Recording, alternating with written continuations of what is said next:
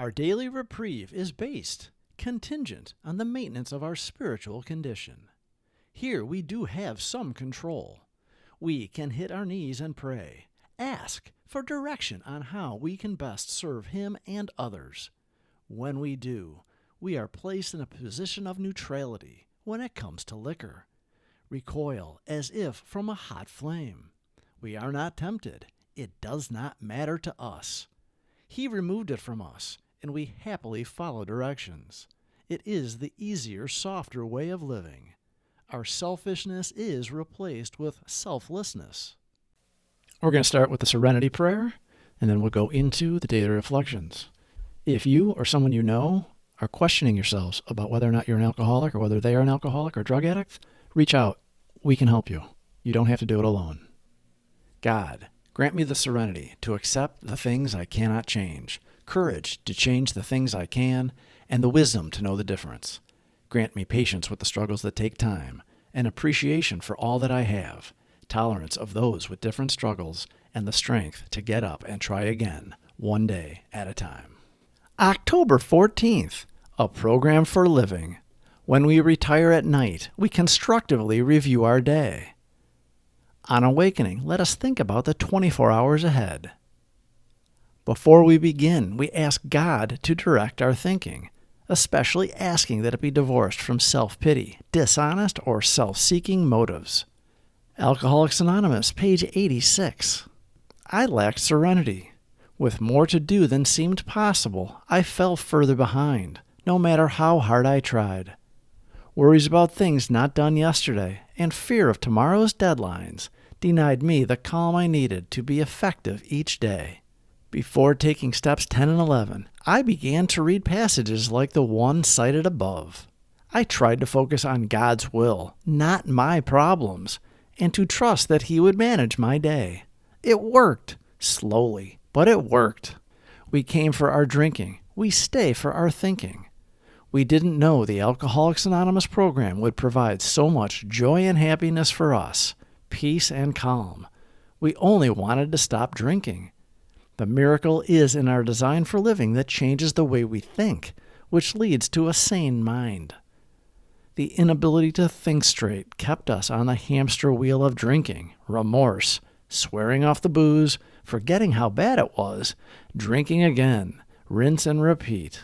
We couldn't stop, or when we did, we couldn't stay stopped. When we drank, we couldn't control how much we took.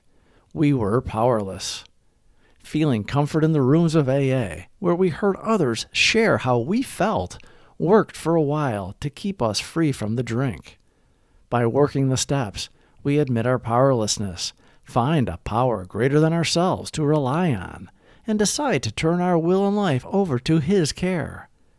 That means we commit to cleaning up the past and praying to our higher power to remove our shortcomings, and He does on His timeline, not ours.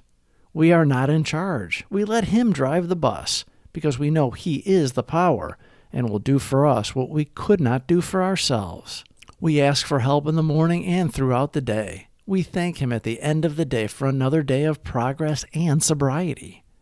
By praying in thanks to Him, we see how we can do better tomorrow, focusing on helping others, thereby getting outside of ourselves.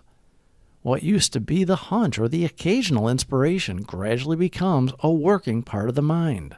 Being still inexperienced and having just made conscious contact with God, it is not probable that we are going to be inspired at all times. We might pray for this presumption in all sorts of absurd actions and ideas. Nevertheless, we find that our thinking will, as time passes, be more and more on the plane of inspiration. We come to rely upon it. Steps 10 and 11 are often referred to as the maintenance steps because we've worked the first 9 steps and developed a relationship with a higher power that has taken away our drink obsession and our character defects. 10 and 11 provide daily tools to keep on the spiritual path, keeping us protected from our selfishness and by strengthening our relationship with that higher power. Sometimes quickly, sometimes slowly. October 14th. A program for living. When we retire at night, we constructively review our day. On awakening, let us think about the 24 hours ahead.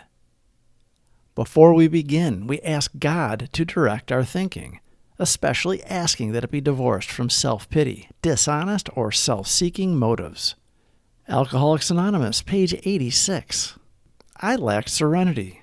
With more to do than seemed possible, I fell further behind, no matter how hard I tried. Worries about things not done yesterday and fear of tomorrow's deadlines denied me the calm I needed to be effective each day. Before taking steps 10 and 11, I began to read passages like the one cited above. I tried to focus on God's will, not my problems, and to trust that He would manage my day. It worked, slowly, but it worked. Carpe the diem, boys and girls. Please subscribe for more videos. Thank you for watching.